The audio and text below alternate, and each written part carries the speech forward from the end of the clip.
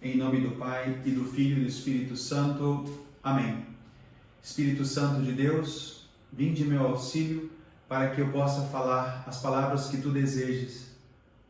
Que eu seja instrumento teu por intercessão da tua esposa, a Santíssima Virgem Maria. Em nome do Pai, e do Filho e do Espírito Santo. Amém. Querida irmã, querido irmão, estamos nessa terceira parte dessa pregação sobre as atitudes que nós devemos ter ao praticarmos uma obra de misericórdia. E eu quero começar essa terceira parte com um aspecto que volta novamente ao primeiro aspecto na primeira parte desta pregação, que é não buscar recompensas. Isso é fundamental. Não buscar elogios, mas trabalhar só por Deus. Está ligado totalmente a esse querer a maior glória de Deus.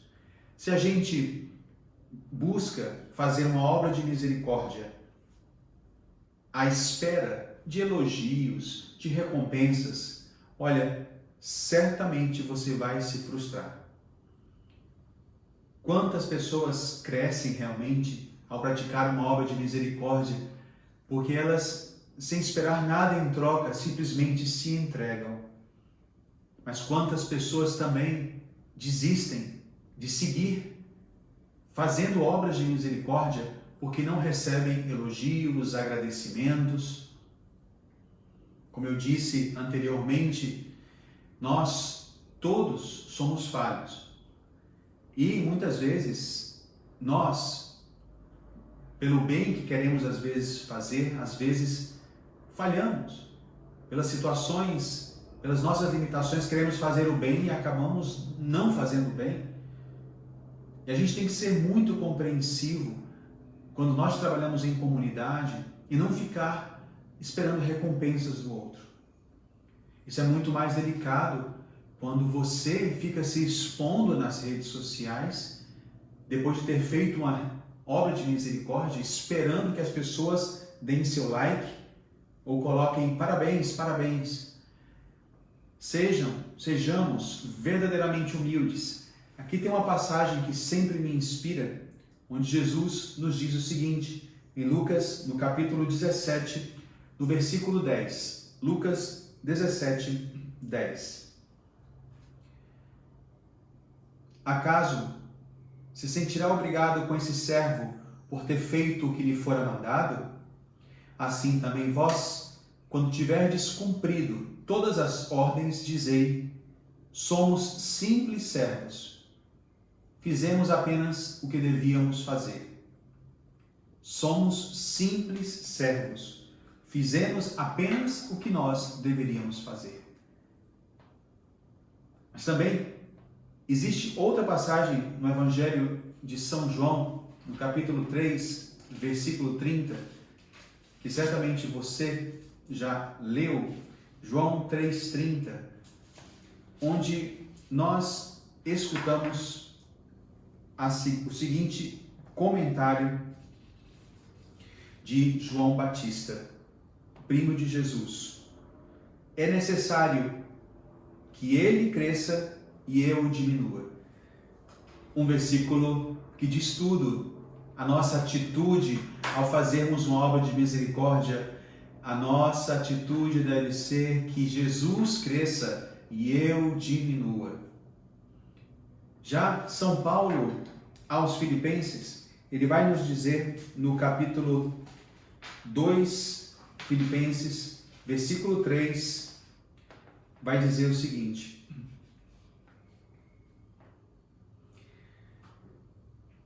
levai à plenitude a minha alegria, pondo-vos acordes no mesmo sentimento, no mesmo amor, numa só alma, num só pensamento, nada fazendo por competição e vanglória, mas com humildade, julgando cada um os outros superiores a si mesmo. Entendeu, querida filha, querido filho? Se você vê a segunda parte dessa pregação, eu insisti muito sobre isso. O ser servo, sentir-nos servos, o líder serve. E para servir ao outro, a gente tem que se sentir menos que o outro. É interessante isso aqui, é uma linguagem que às vezes soa um pouco mal. São Paulo fala que a gente não se sinta superior aos outros. A gente não pode se sentir superior a ninguém. Se a gente se sente superior a outras pessoas, a gente vai ficar buscando elogios. E simplesmente entregue-se na obra de misericórdia. E uma outra atitude que surge é todas as pessoas que fazem uma obra de misericórdia dentro de uma instituição, no caso, aqui me refiro a Olhar Misericordioso, a comunidade católica Olhar Misericordioso, mas isso se pode aplicar se você realiza uma obra de misericórdia dentro de uma paróquia tal, de um movimento tal, dentro de uma comunidade X, Y, Z. No caso aqui, se eu sou Olhar Misericordioso e realizo uma obra de misericórdia em comunidade, como consagrado a Deus na Olhar Misericordioso, nós temos que entender que nós somos Olhar Misericordioso, isto é, que em todo o desenvolvimento de uma obra, levamos, sem dúvida, uma marca do cristão, primeiramente, de ser cristão. E as pessoas, quando nós realizamos uma obra, elas estão esperando atitudes de um cristão. Mas também nós levamos o dever de proclamar com a nossa vida, com as nossas palavras, o carisma que Deus nos chamou a viver. Em todo momento, nós somos, portanto, defensores do carisma. No caso, aqui me refiro a Olhar Misericordioso, mas se abre a outros movimentos, outras novas comunidades. Nós somos defensores do carisma Olhar Misericordioso, dos estatutos da comunidade. Então, ao realizar uma obra de misericórdia, a gente não pode realizar a obra de misericórdia e desvirtuar a Bíblia, desvirtuar os estatutos da Olhar Misericordioso. E aqui, todos nós devemos voltar a esse ponto de 1 Coríntios 4:2. O que se exige dos administradores, aqueles que exercem as obras, é que sejam fiéis. 1 Coríntios 4:2. A fidelidade ao carisma deve ser marca daquele que dentro de uma instituição faz uma obra de misericórdia. Porque existe, lógico, uma maneira geral de realizar uma obra de misericórdia como cristãos, porque todo cristão está chamado a viver, a praticar as obras de misericórdia. Mas a gente sabe que dentro da nossa Santa Mãe Igreja existem os movimentos das novas comunidades com os seus carismas específicos, belíssimos, cada um com seu carisma, um ajudando ao outro.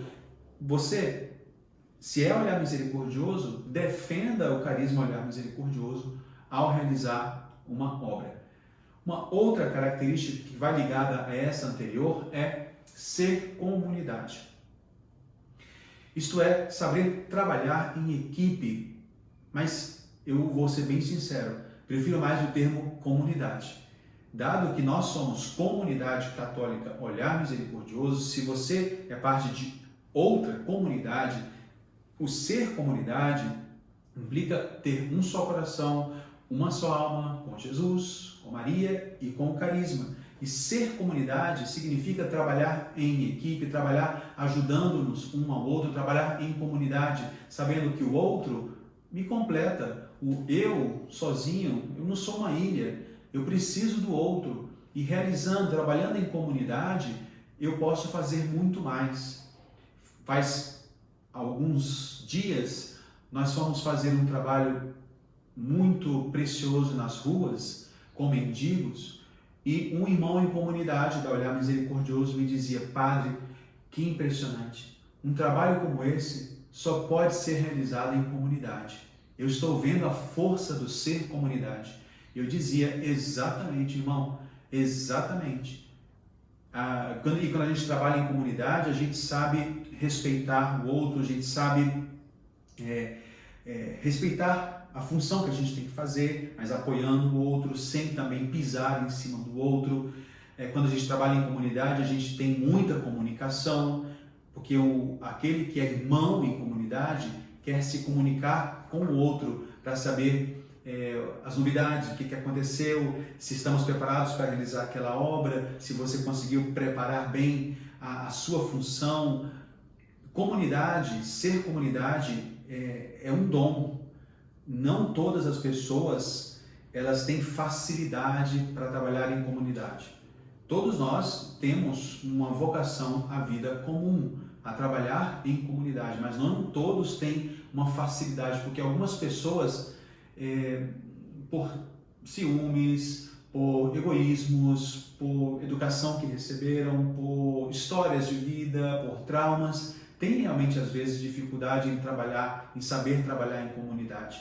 Em qualquer primeiro problema, faísca que deu, tem pessoas que explodem, que saem chutando a barraca, que não querem mais, tem pessoas que vão passando por cima dos outros, que não se comunicam, mas nós devemos fazer o melhor de nós mesmos para trabalhar juntos em comunidade e um apoiando o outro. Quem trabalha em comunidade, quando a gente realiza uma obra de misericórdia, é fundamental entender que a gente não faz panelinhas, né? Panelinhas, existem equipes de trabalho, ok, e essas equipes uma apoiando a outra, mas fazer panelinhas, vou fazer uma obra de misericórdia, vou dar cestas básicas em determinada comunidade, eu vou em comunidade, eu não vou nesse trabalho ficar só com tal irmão em comunidade, tal irmã, não, eu vou trabalhar em comunidade. E gostaria de colocar aqui uma passagem de Filipenses, São Paulo aos Filipenses, no capítulo 2, versículo 2. Diz o seguinte, São Paulo: portanto, pelo conforto que há em Cristo e pela consolação que há no amor, pela comunhão no Espírito, por toda ternura e compaixão, estou aqui também me referindo ao versículo 1 do capítulo 2 de Filipenses, tá? Portanto, repito, pelo conforto que há em Cristo, pela consolação que há no amor, pela comunhão no Espírito, por toda ternura e compaixão, levai à plenitude a minha alegria, pondo-vos acordes no mesmo sentimento, no mesmo amor, numa só alma, num só pensamento. E aí São Paulo acrescenta, nada fazendo por competição e vanglória, mas com humildade, como eu disse nos pontos anteriores, esse aspecto referindo-me à necessidade da gente sempre realizar tudo com humildade. Pois é, aqui nós temos um compromisso de saber trabalhar em comunidade. E olha, tenha certeza, quando isso acontece, a força na obra de misericórdia só aumenta. Tenha certeza, nós não somos uma ilha.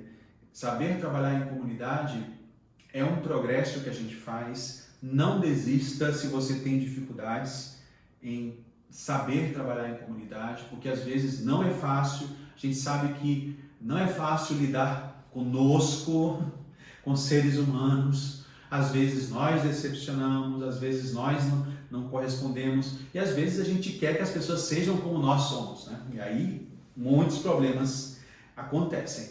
Saber trabalhar em comunidade exige uma capacidade de superação de nós mesmos que é espetacular. Por isso que eu digo, quando a gente realiza uma obra de misericórdia em comunidade, nós somos os primeiros beneficiados. A gente cresce muito, a gente se prepara para grandes batalhas, sabia? E a gente é capaz, quando a gente trabalha em comunidade, de vencer grandes batalhas depois que vão aparecer. Outro aspecto que nós devemos ter em conta ao realizar uma obra de misericórdia é que as decisões imprudentes ou mal tomadas de meus responsáveis numa obra determinada não me abalem. Saber sempre quando o meu responsável de obra de misericórdia falhe, saber ir diretamente com ele, não ficar com fofoquinhas, falou isso, errou aqui, não, cuidado, porque isso pode ser destruidor. Se você vê que o seu responsável está fazendo algo errado, está sendo muito duro, correção fraterna, no momento certo, falando com humildade, olha, eu acho que você pode melhorar nisso, uma exortação, porque também é uma obra de misericórdia corrigir os que erram. Se lembra? Veja novamente a nossa primeira pregação. Então, é uma obra de misericórdia e o responsável tomar também com humildade, escutar esses comentários. Eu aconselho os meus irmãos que têm alguma tarefa de governo dentro do Olhar Misericordioso, de vez em quando perguntar às suas ovelhas que ele pastoreia como ele está pastoreando, em que ele pode melhorar. Mas eu lhes peço, sempre que nós façamos uma obra de misericórdia, que a gente não se desanime se algum líder acaba tomando uma decisão imprudente ou não consegue ver todo o contexto. Calma, calma. Ele pode melhorar e todos nós podemos falhar. E se você estivesse no lugar dele, certamente você também falharia. Eu acho que aqui entra também um outro conselho que pode ser de muita importância para você. Não deixar que possíveis conflitos com as limitações dos meus irmãos me abalem. Eu me referi primeiro às limitações de um responsável, ok? Que eu não me deixe abalar pelas limitações de um responsável de uma obra de misericórdia. Mas também que eu não me deixe abalar pelas limitações dos meus irmãos que eu trabalho.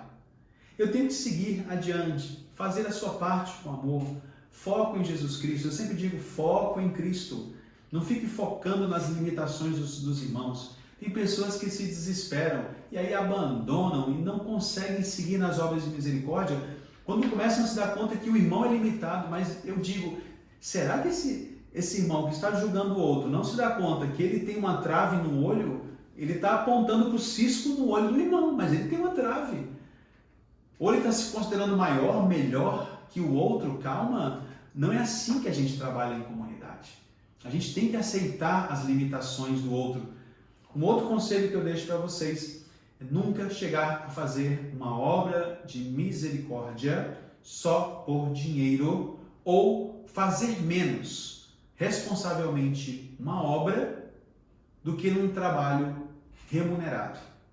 Esse ponto já saiu também no vídeo anterior, mas eu gostaria de insistir nisso, porque eu já vi grandes situações de conflitos, de problemas, de pessoas que entraram para fazer obras de misericórdia porque são remuneradas. E aí, por alguma razão, a instituição não pôde pagar mais, também saiu gritando, saiu chateada, mas espera aí, você estava fazendo a obra de misericórdia porque você era contratada, ou você fazia por Cristo? Está lá fazendo a obra de misericórdia porque está sendo remunerado e está reclamando do seu salário?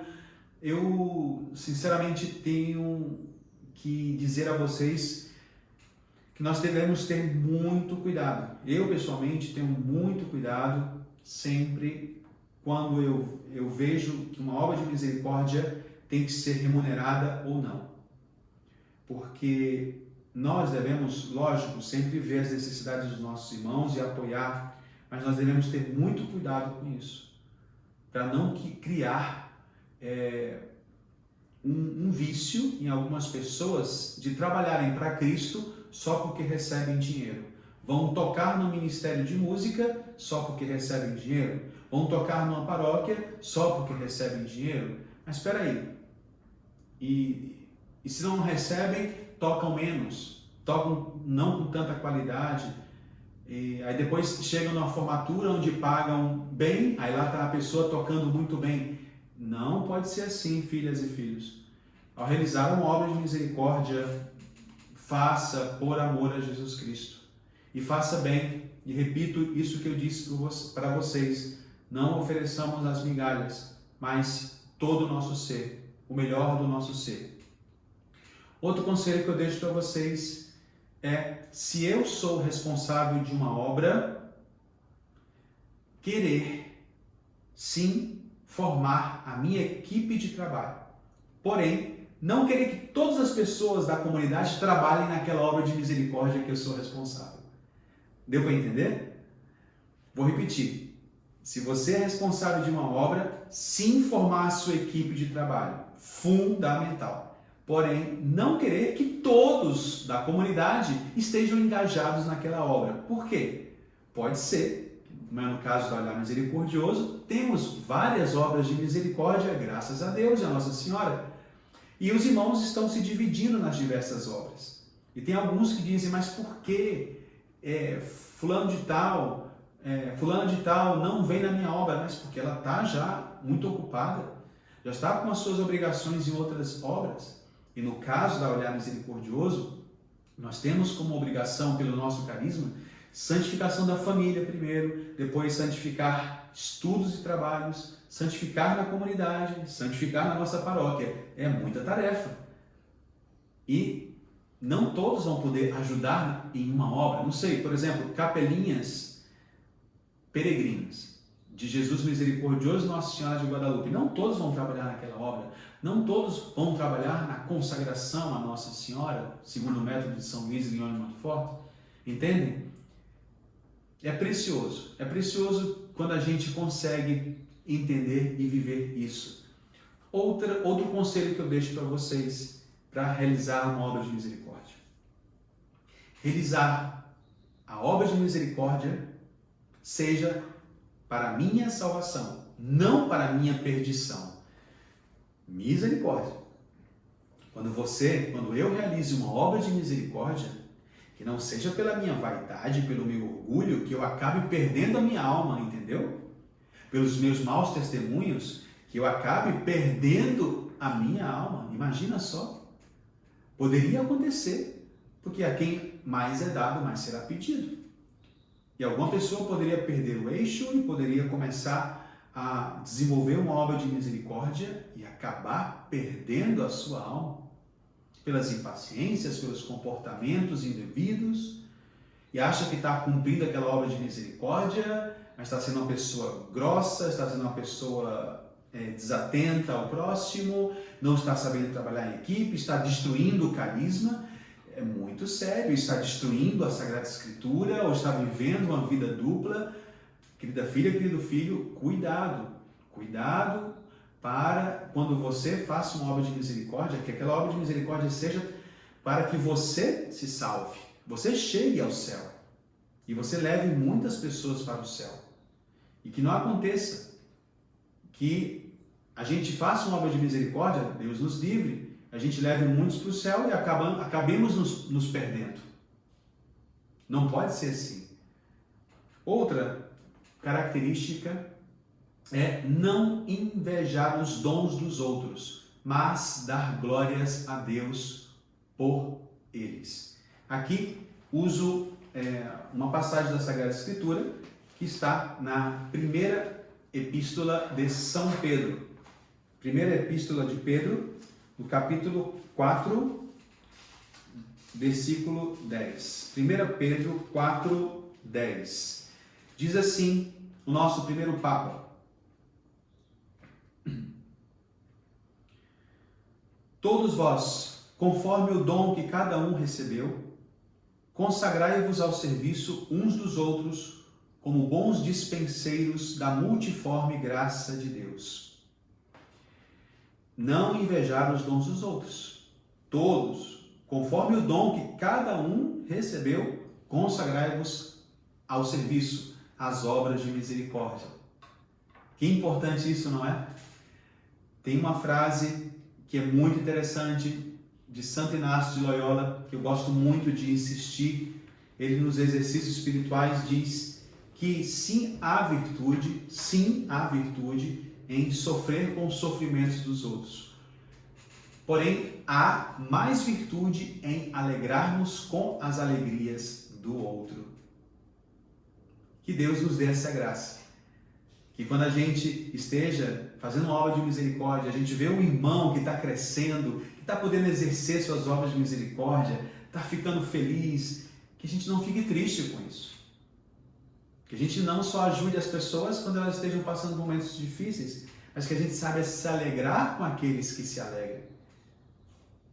E eu tenho certeza, aqui, para terminar, que todos devemos ter presente no momento que a gente realiza uma obra de misericórdia, o exemplo, sabe de quem?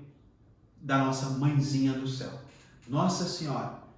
Se você quer saber como atuar, como fazer uma obra de misericórdia e completar muito mais essa pregação, olhe para Maria, contemple o exemplo de Nossa Senhora, veja a vida dela e você vai se dar conta de tudo o que você tem que fazer quando exerce uma obra de misericórdia. Também pode lhe ajudar a contemplar o exemplo dos anjos, de toda a milícia celestial que serve a Deus. Que exemplo de obediência, de humildade dos anjos, de prontidão, que estão dispostos sempre a servir o Senhor, com uma alegria, com uma prontidão, adorando o Senhor com tanto zelo, que é precioso. Os anjos nos ensinam muito a isso. Toda a milícia celestial, toda a corte celestial. E por fim, nós nunca podemos tirar da nossa vista que o nosso modelo principal, quem é a pedra angular? Jesus Cristo. Então, qualquer dúvida, como eu tenho que atuar numa obra de misericórdia, olhem sempre para Jesus e se perguntem: Senhor, o que tu farias no meu lugar? Como tu atuarias neste momento, nessa obra de misericórdia? E sim, quero terminar essa pregação recordando a vocês as 14 obras de misericórdia que estão colocadas nas Sagradas Escrituras e estão colocadas também no Catecismo da Igreja Católica. Obras de misericórdia espirituais são 7. Dar bom conselho, ensinar os ignorantes, corrigir os que erram, consolar os aflitos, perdoar as injúrias, sofrer com paciência as fraquezas do próximo, rogar a Deus pelos vivos e defuntos.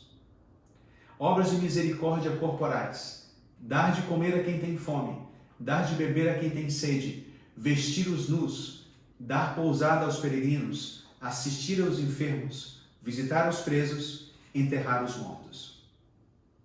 Obrigado, Senhor Jesus, por essa pregação. Te louvamos e te bendizemos e te adoramos. Obrigado, Mãezinha do Céu, por interceder por nós, que nós possamos sair sempre vitoriosos, cuidando muito, Mãe, para que salvemos a nossa alma e muitas almas ao fazermos as obras de misericórdia. Mãezinha do Céu, livra-nos da tentação de querer amar só com boas intenções. Ajuda-nos, Mãe, a viver na prática o amor que Tu nos ensinas, o amor do Teu Filho Jesus. Que a bênção do Deus que é todo-poderoso, Pai, Filho e Espírito Santo desça sobre você e permaneça para sempre. Amém. Tudo por Jesus, nada sem Maria. E mãos à obra, fazendo obras de misericórdia. Um forte abraço.